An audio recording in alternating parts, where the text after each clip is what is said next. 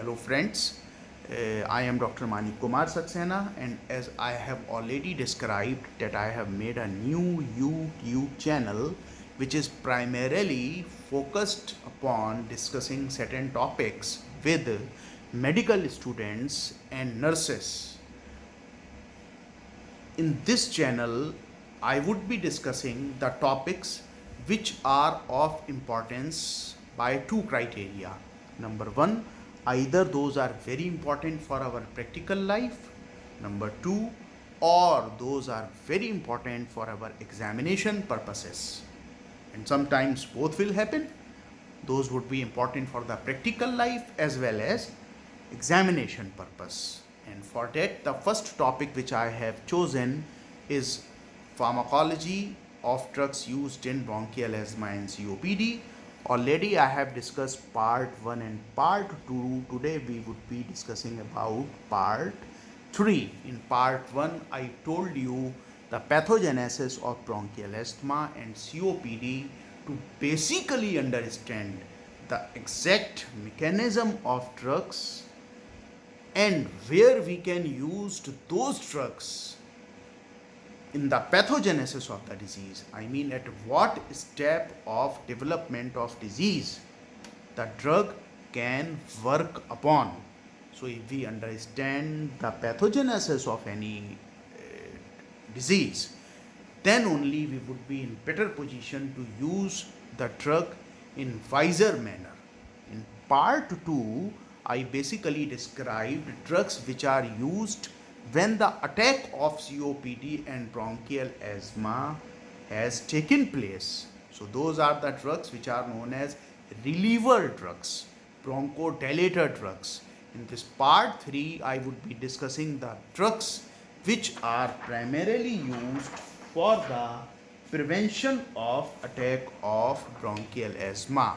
We would be discussing these drugs which are used for the prevention of either attack of bronchial asthma or prevention of attack of either COPD.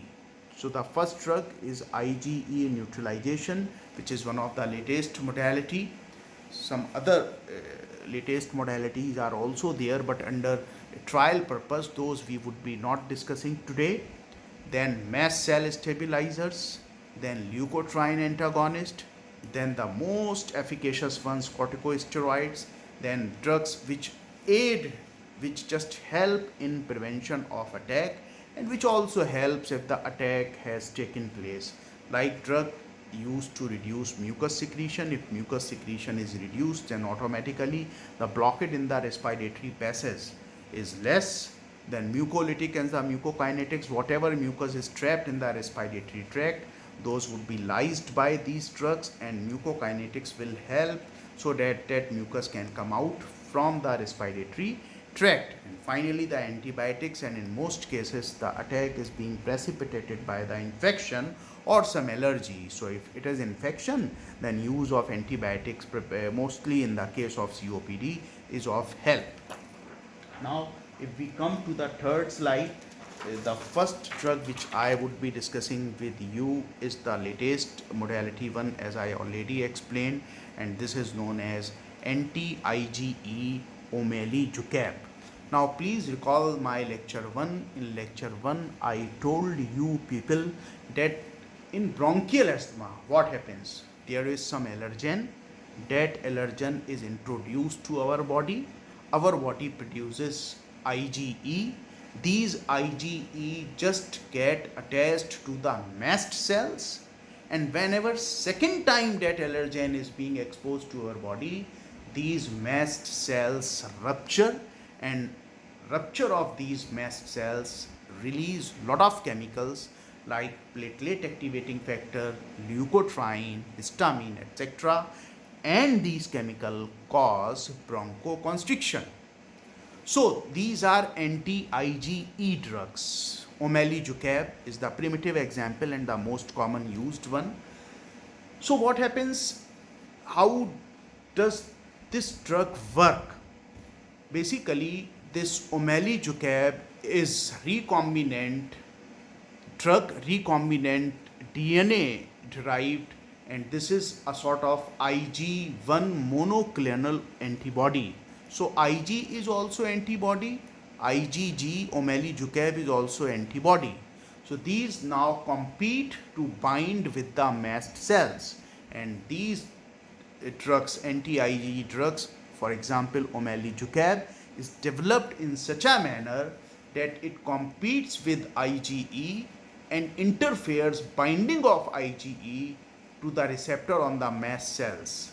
So when this competes with the IgE, this simply stops binding of IgE to the mast cells. When IgE are not bound to the mast cells are not ruptured. And if mast cells are not ruptured, release of PEF, histamine and leukotriene is prevented, and therefore the attack is prevented. But this is very important to understand, this is not a drug which is used on day-to-day basis. This is the drug which is used by the specialist of the asthma and COPD, because there are so many things which have to be understood about these drugs. First of all, this is a reserve drug which is used in the cases which are neither responding to inhaled corticosteroid, which are not responding to long acting beta agonist, and the patient is having so many trouble after optimal use of the drugs which are used for the prevention purposes like ICS or LABA or leukotriene antagonist or anti-H1 histaminics. So this is the reserved drug. Moreover, whether to use this drug or not, this also depends upon what is the level of Ig in our body. So this is being decided by the pulmonologist. Hence, I am not discussing this drug in detail.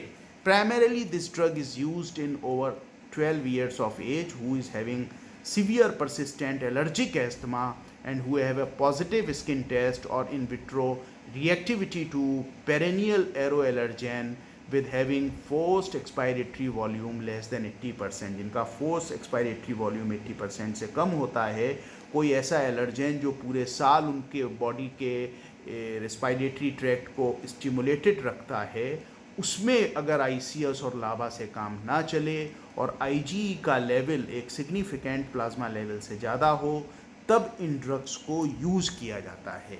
और इन drugs में basically हम क्या देखते हैं, पहले देखते हैं pre treatment IgE level, patient का एज क्या है, बॉडी वेट क्या है, and according to that we use these drugs in the doses ranging from 75 to 270 375 milligram subcutaneous every 2 to 4 weeks. But again to reiterate, again to emphasize, these are the reserve drugs. Probably after few years these would be coming as the first line drugs in the treatment of the bronchial asthma. But as of now, these are the reserve drugs. Omalizumab is the primitive examples. There are certain more examples, but this is primarily used in our country by the specialist of the asthma and the COPD. So if we have a case which is not responding to all other options, we should refer the patient to the specialist so he or she can use these drugs. But for examination purpose, of course, if a short note is there and short note is talking about write a short note on anti-IgE omalizumab, and if you write this much, this is more than sufficient to get almost 100% marks on that short note. So this is the drug which is used in the reserve category. Now this is one of the commonest used drugs nowadays. I am sorry, not this one.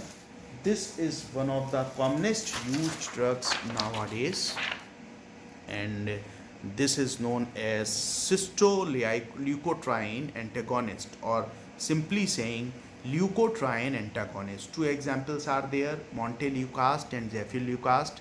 These are used in bronchial asthma, no use in COPD. Again to say no use in COPD, but in practical life you would be seeing most cases are combination of asthma and COPD, and therefore this drug is used in those cases also, in the plain cases of bronchial asthma also. One thing I would like to say, the most potential drug, most efficacious drug to be treated in asthma to reduce the attack is inhaled corticosteroid, followed by this leukotriene antagonist. This is a weak drug, low efficacy drug. So this is either used as adjuvant to the ICS. आप ICS use कर रहे हैं, inhale corticosteroid, उससे काम नहीं चल रहा है, आपने ल्यूकोट्राइन यूज़ किया, या बहुत माइल्ड केस है एस्मा का जिसमें आप अकेले प्रिवेंशन के तौर पे इसको यूज़ कर सकते हैं। एक खास बात ध्यान देने की है, हालांकि इसका असर तो 2-3 घंटे में शुरू हो जाता है, लेकिन इसका कंप्लीट असर आता है 2-3 हफ्ते के लगातार यूज़ के बाद, इस मैक्सिमम जो इफ़ेक्ट आता है। तो आम तौर पर एज़मा वगैरह के पेशेंट में जिनमें सीजनल एज़मा होता है, उसमें हम क्या करते हैं, एंटीसिपेटेड टाइम के तकरीबन 4 हफ्ते पहले इस दवा का यूज़ शुरू कर देते हैं, तो ये दवा अपना ऑप्टिमल इफ़ेक्ट दिखाती है। लेकिन जैसा कि मैंने बताया, इसका इफ़ेक्ट 2-3 घंटे पहले 2-3 घंटे बाद भी आना शुरू हो जाता है थोड़ा बहुत। तो इस दवा का जो हम यूज़ करते हैं, बेसिकली इसको 2 तरीके से यूज़ करते हैं। Indicated for prophylaxis and chronic treatment of asthma in adults and paediatric population aged more than 12 months. आपको मैंने बताया प्रोफाइलैक्सिस के लिए है, ये एक्यूट अटैक के रिलीफ के लिए नहीं है। लेकिन चूंकि इसका असर 2 से 3 घंटे बाद थोड़ा बहुत शुरू हो जाता है, तो जिनमें एक्सरसाइज इंड्यूस्ड एज़मा होता है उनमें ये इंडिकेटेड है कि अगर वो 15 साल से ज़्यादा हैं तो एक्सरसाइज के 2 से 3 घंटे पहले इस दवा को ले लें, तो इस दवा का एक ऑप्टिमल लेवल आ जाता है। तो उससे इस दवा में खाने से एक्सरसाइज से जो इंड्यूस्ड एज़मा है उसके रुकने की संभावना रहती है। आजकल एक बड़ा कॉमन ट्रेंड है, पर्सन को खांसी हुई, छींक हुआ, जुकाम हुआ, डॉक्टर ने तुरंत लिख दिया Montair LC which contains Montelukast and levocetirizine. So this practice should be discouraged. This drug should be used for prophylactic purposes, and especially in those cases where we anticipate that the attack would occur after 3 to 4 weeks, as in most cases of the bronchial asthma who have been having allergic bronchial asthma, and then this should be used as the prophylactic drug. 2 examples are there. One example is Montelukast, and the second example is that is known as Zephyrlukast. In our country, the most used drug is known as Montelukast. If we talk about the adverse effect of these drugs, so these are very safe drugs. I haven't seen many people who had to stop the drug because of the adverse effect. Common one are mild abdominal pain, mild headache and rashes. The dose is 10 milligram once in evening. This is important. Zephyrlukast 20 mg BD. So since Montelukast is used as OD dose, so therefore this is basically more preferred. This is basically used in our country. Now recently US FDA has issued boxed warning, which was initially known as black box warning, इस दवा के use के कि अगर long term use करते हैं तो neuropsychiatric manifestation person में हो सकते हैं। तो अपने कंट्री में अगर आप किसी को बताएंगे कि आपको न्यूरोसाइकेट्रिक मैनिफेस्टेशन इसके लॉन्ग टर्म यूज़ से हो सकते हैं, तो बहुत सारे लोग उसको नहीं समझते।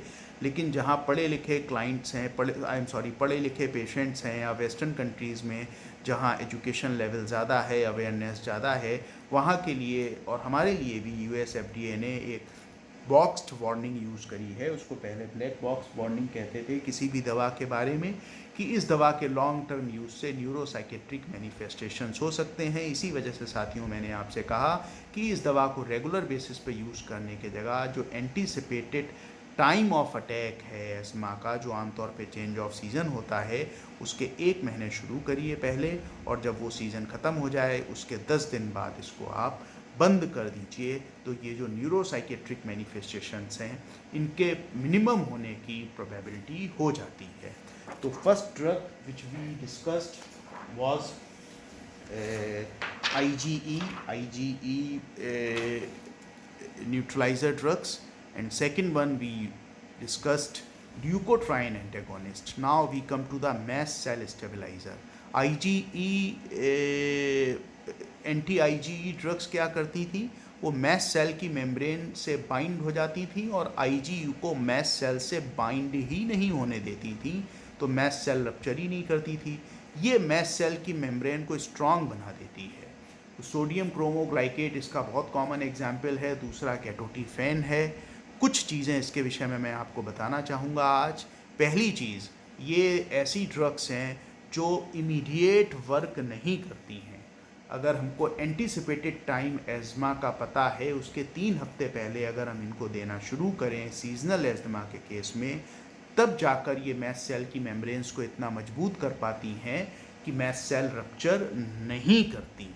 तो it is not the drug which is used on से लाइक आज एज़मा है और आपने इनको यूज़ कर दिया और इनको कम से कम जो एंटिसिपेटेड अटैक है उससे हमको 2-3 महीने पहले शुरू करना पड़ता है, तभी इनका पूरा का पूरा असर आता है। अच्छा, फिर आगे अगर हम लोग बात करते हैं, आज के 20 साल पहले ये बहुत कॉमन ड्रग्स थी, लेकिन अब बहुत अवेलेबिलिटी हो गई है बेटर ड्रग्स की, जैसे inhaled corticosteroids, short acting beta agonist, quick acting long acting beta agonist. तो इन दवाओं का जो यूज़ है वो लगभग ख़त्म हो गया है। कारण ये है कि लॉन्ग टर्म यूज़ अगर 4 हफ्ते से ज़्यादा किया जाए तो इसमें भी न्यूरोसाइकेट्रिक मैनिफेस्टेशंस आने की आशंका रहती है। इसी वजह से ये ड्रग्स अब लगभग ऑब्सोलीट हैं। मार्केट में केटोटिफेन अवेलेबल है, अगर ढूंढेंगे तो आपको नेटोक्रोमिल या सोडियम क्रोमोग्लाइकेट भी मिल जाएगी, लेकिन ये तभी यूज़ करते हैं जब पर्सन में आपने साबा यूज़ कर लिए, लाबा यूज़ कर लिए, आपने इनहेल्ड कॉर्टिकोस्टेरॉइड्स यूज़ कर लिए, आपने ल्यूकोट्राइन एंटागोनिस्ट यूज़ कर लिए। उसके बाद भी अगर पेशेंट को राहत में नहीं मिल रही है तो एज स्टेप 5 हम रिफ्रैक्टरी केसेस में इन ड्रग्स को जोड़ सकते हैं। बट इनका जो करंट स्टेटस है दीज आर ऑलमोस्ट ऑब्सोलीट। अब इनका यूज़ नहीं करते। आज के 15 साल 20 साल पहले इनका इनहेलर आता था सोडियम क्रोमोग्लाइकेट का और काफ़ी एंथुजियास्टिक यूज़ होता था, but in due course of time better drugs available हुई। पहली चीज़, इनके साइड इफ़ेक्ट्स कम हैं, जिनका एफिकेसी बहुत ज़्यादा है, और साथ ही साथ हमको ये पता चला कि इन दवाओं के न्यूरोसाइकेट्रिक मैनिफेस्टेशंस हो सकते हैं। तो ये जो मैस्ट सेल स्टेबलाइजर्स हैं ये अब नहीं यूज़ होती, इनको स्टेप 5 में रिज़र्व ड्रग के तौर पे रखा जाता है।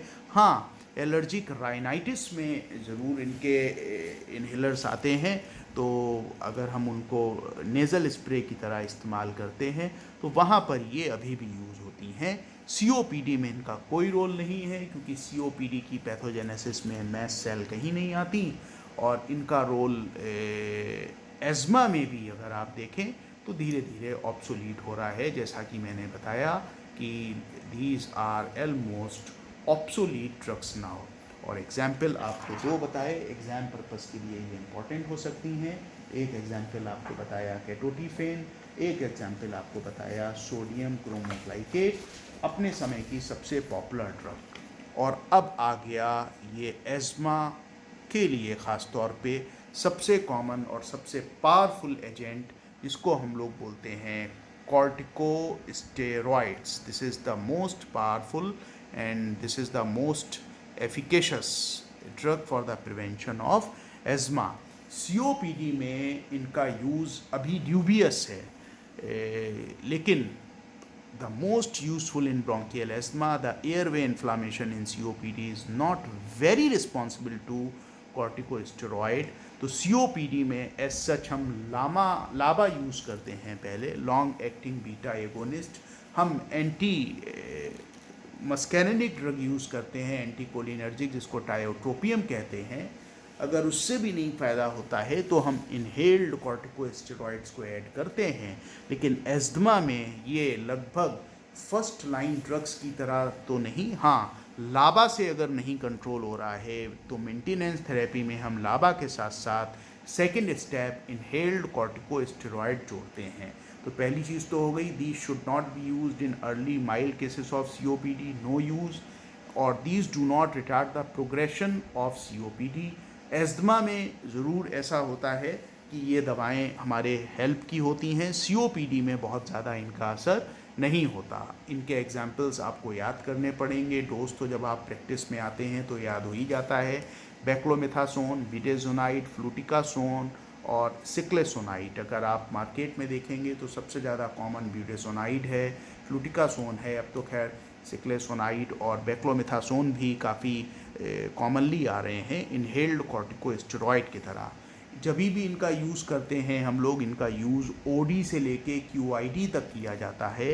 हालांकि सिक्लेसोनाइड है वो OD to BD he use होती है, लेकिन जब भी इनका यूज़ करते हैं, ये चूँकि स्टेरॉइड होते हैं, तो एक बड़ा आशंका रहती है कि ये हमारे टंग के पीछे जाकर जो ओरोफेरिंक्स होता है वहाँ पर इनका डिपोजिशन हो जाता है, और उस डिपोजिशन के वजह से, टंग के पीछे डिपोजिशन के वजह से वहाँ पर इम्यूनिटी लोकल कम हो सकती है, और उस लोकल कम इम्यूनिटी की वजह से पर्सन को ओरोफेरिंगियल कैंडिडियासिस हो जाती है। तो जब भी इनका यूज़ करें, हम पेशेंट को ज़रूर बताएं कि इनके यूज़ के बाद आपको वार्म सलाइन या वार्म गार्गल अच्छे तरीके से कर लेना है, जिससे ओरोफेरिंग्स में जो कुछ भी रेमिनेंट इस दवा का लगा हो आफ्टर इनहेलर और रोटाहेलर और नेबुलाइज़र, तो वो बाहर आ जाए और जो ओरोफेरिंगियल कैंडिडियासिस है उसका रिस्क ख़त्म हो जाए। But one thing to be very clear about, these are the drugs which are the most common drugs, most efficacious drugs for the prevention of attack of bronchial asthma. One thing. Second thing, as primarily thought, nowadays these drugs are not of that much significance in case of COPD, but most cases are of mixed type. So inhaled corticosteroids along with LABA, long acting beta 2 agonist, is the treatment of choice in chronic cases. So now discuss further about these drugs. So further discussion, as I said, these drugs can be used from OD to QID, but mostly these are used as start with maximum BD to maximum QID, inhaled corticosteroid. Mechanism of action, as I have said, these are the most efficacious drugs, most powerful drugs for the prevention of attack of asthma. So pathogenesis में asthma के लगभग हर एक step पे ये काम करती हैं। Antigen antibody reaction सबसे पहली चीज़ होती है, उसको भी रोकती हैं। उस रिएक्शन से ब्रोंकियल हाइपर एक्टिविटी हो जाती है वॉल की, उसको भी रोकती हैं। म्यूकोजल एडमा को भी रोकती हैं। जो इन्फ्लेमेटरी साइटोकाइंस बनते हैं यूसिनोफिल से, लिम्फोसिटिक से, लिम्फोसाइट से, उनको भी रोकती हैं, और यूसिनोफिल लिम्फोसाइट वगैरह के इन्फिल्ट्रेशन को भी रोकती हैं। तो एस्थमा के पैथोजेनेसिस के लगभग हर एक स्टेप को ये रिवर्स करने का काम करती हैं, और इसी वजह से इन दवाओं का सबसे ज़्यादा, सबसे एफिकेशियस दवाओं के रूप में यूज़ किया जाता है। Adverse effect, local adverse effect देखेंगे तो hoarseness of voice, dysphoria, sore throat, oropharyngeal candidiasis, ये सारे के सारे मैंने आपको बताया गैर्गलिंग के द्वारा मिनिमाइज़ करे जा सकते हैं। सिस्टेमिक एडवर्स देखेंगे तो सिस्टेमिक एडवर्स इफ़ेक्ट आमतौर पे इनके नहीं होते, क्योंकि इनका एब्जॉर्प्शन सिस्टेमिक बहुत कम होता है। फिर भी अगर बहुत लंबे समय तक अगर इनको यूज़ करें तो mood changes, osteoporosis, growth retardation, ख़ासतौर पे अगर बच्चों में अर्ली कैटरैक्ट, ब्रूजिंग, पिटिकी और हाइपरग्लाइसीमिया, इनके असर हो सकते हैं, और ये प्रेगनेंसी में सेफ़ होती हैं। लेकिन ये जो लॉन्ग टर्म एडवर्स इफ़ेक्ट होते हैं ये तब होते हैं जब इनको हम बहुत हाई डोज में यूज़ करते हैं और बहुत लंबे समय तक यूज़ करते हैं। लोकल एडवर्स इफ़ेक्ट जब भी हम इनका इनहेलर करते हैं, अगर पेशेंट को हम पहले से एक्सप्लेन कर दें कि गैर्गलिंग आपको करनी है, गरारा अच्छे से करना है, तो local adverse effect almost minimise करे जा सकते हैं, ऑलमोस्ट जीरो करे जा सकते हैं। अब इन्हीं पे हम लोग आगे बात करेंगे about these drugs, inhaled corticosteroids के बारे में। अगेन, तो अगर हम लोग इनहेल्ड कॉर्टिकोस्टेरॉइड के बारे में बात करें तो जैसे कि मैंने लिखा है यहाँ पर, pulse about inhaled corticosteroid in COPD। आपको पहले भी बता चुका हूँ, इनहेल्ड कॉर्टिकोस्टेरॉइड का प्राइमरीली यूज़ लाबा के साथ ब्रोंकियल एस्थमा में होता है। Inhaled corticosteroid should not be used as a single stand-alone therapy in COPD. Patient most likely to benefit from addition of ICS to LABA, यानी पेशेंट पहले से लाबा ले रहा है COPD का और साथ में एंटी कोलिनर्जिक आइप्राट्रोपियम भी ले रहे हैं या टायोट्रोपियम भी ले रहे हैं, उससे नहीं फ़ायदा हो रहा है, तब हम ICS को ऐड करते हैं और तभी ICS को ऐड करके हम आगे बढ़ते हैं। यानी पहली चीज़ क्या हो गई, पहली चीज़ COPD के केस में हमारा जो ड्रग है वो है लाबा और एंटीकोलिनर्जिक टायोट्रोपियम ब्रोमाइड। लेकिन अगर फिर भी एक्सासर्वेशंस हो रहे हैं बार बार और ब्लड में यूसिनोफिल की एब्सोल्यूट काउंट 300 पर माइक्रोलीटर से ज़्यादा है, ये एक इम्पॉर्टेंट चीज़ है क्योंकि एविडेंस बेस्ड मेडिकल साइंस की बात हो रही है। तो ब्लड में अगर यूसिनोफिल्स 300 पर माइक्रोलीटर से ज़्यादा एब्सोल्यूट काउंट है तो COPD में इनके एडिशन से फ़ायदा मिलता है, क्योंकि लगातार यूज़ से ना केवल एडवर्स इफ़ेक्ट्स होते हैं बल्कि कॉस्ट का भी एक इश्यू आता है। तो एविडेंस बेस्ड COPD का पेशेंट है, आपको पता है इनको एस्मा नहीं है, आपने लाबा यूज़ किया, ICS यूज़ किया, आपने साथ में आपने लाबा यूज़ किया, आपने एंटीकोलिनर्जिक टायोट्रोपियम यूज़ किया और फिर भी आपने देखा असर नहीं आ रहा है, तो आपने ब्लड यूसिनोफिल करा कर देखे, अगर वो 300 पर माइक्रोलीटर से ज़्यादा है तो फिर हम इसमें बस CBC आपको करना है, बाकी तो उसी में एब्सोल्यूट काउंट आ ही जाएगी, तो हम ICS को ऐड करते हैं।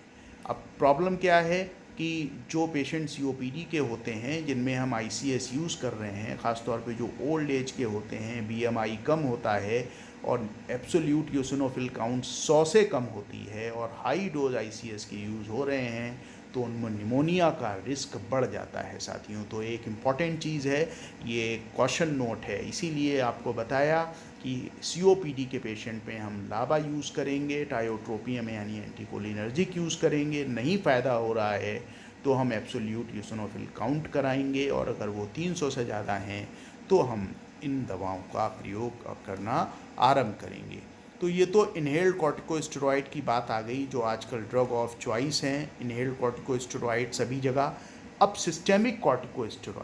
सिस्टेमिक कॉर्टिकोस्टेरॉइड थेरेपी बहुत ही रिजर्व केसेस में यूज़ करते हैं, जैसे सिवियर क्रॉनिक एस्थमा है, severe chronic asthma, so not controlled by inhaled corticosteroid, लाबा और साबा। आपके OPD में इमरजेंसी में पेशेंट आया जिसको सिवियर क्रॉनिक एस्थमा है, ऑप्टिमम ड्रग ले रहा है इनहेल्ड कॉर्टिकोस्टेरॉइड, ऑप्टिमम ले रहा है लाबा, ऑप्टिमम ले रहा है साबा और तब भी नहीं यूज़ हो रहा है, तो प्रेडनिसोलोन को हम लोग 20 to 40 mg पर डे देते हैं और 1 से 2 हफ्ते में फिर टेपर करके बंद कर देते हैं। स्टेटस एजमेटिकस में पेशेंट आया तो फिर हमको IV लेकिन फास्टर एक्टिंग कॉर्टिकोस्टेरॉइड की ज़रूरत पड़ती है, जैसे कि हाइड्रोकॉर्टिसोन।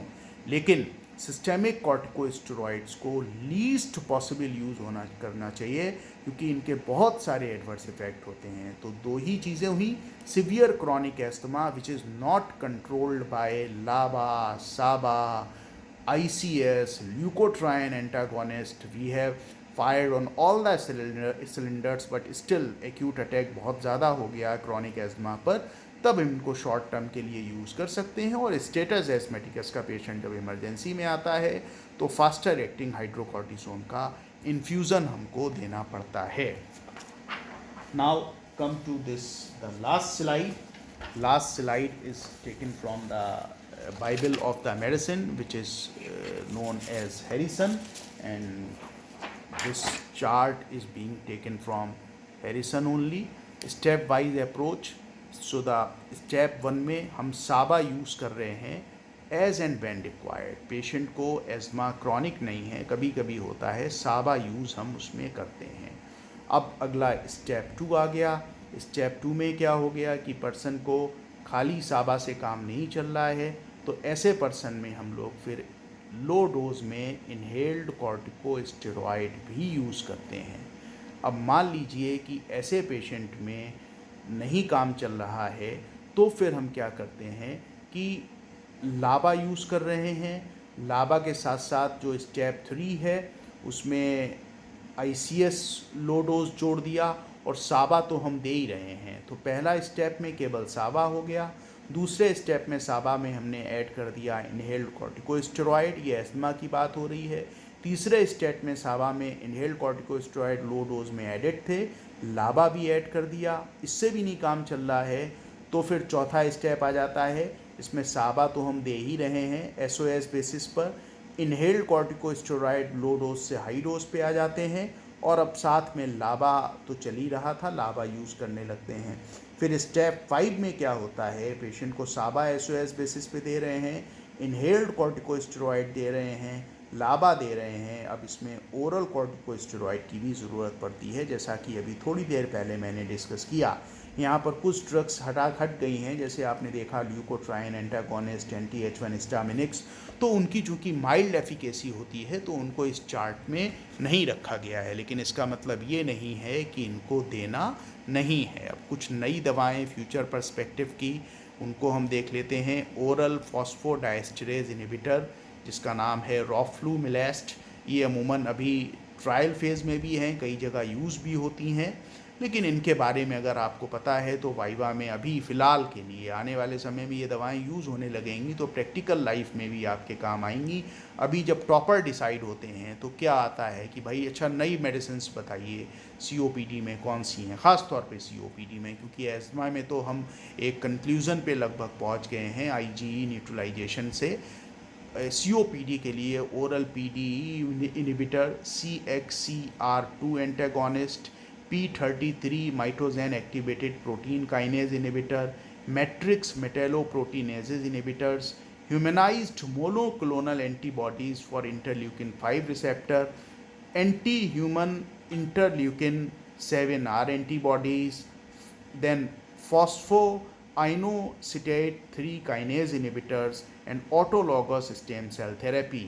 धीरे धीरे जैसे जैसे हमारी COPD के पैथोजेनेसिस के बारे में नॉलेज बढ़ती जा रही है, पैथोजेनेसिस के हर एक स्टेप पर काम करने वाली ड्रग्स का डेवलपमेंट चल रहा है।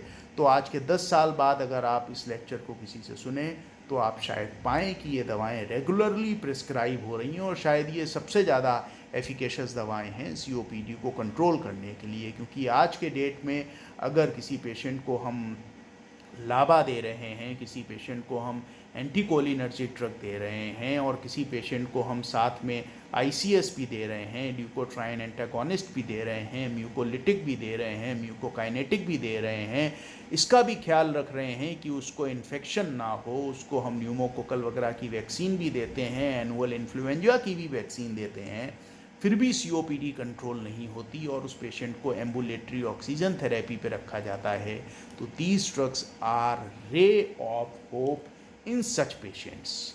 So friends, this was the discussion regarding the drugs used in COPD and the drugs used in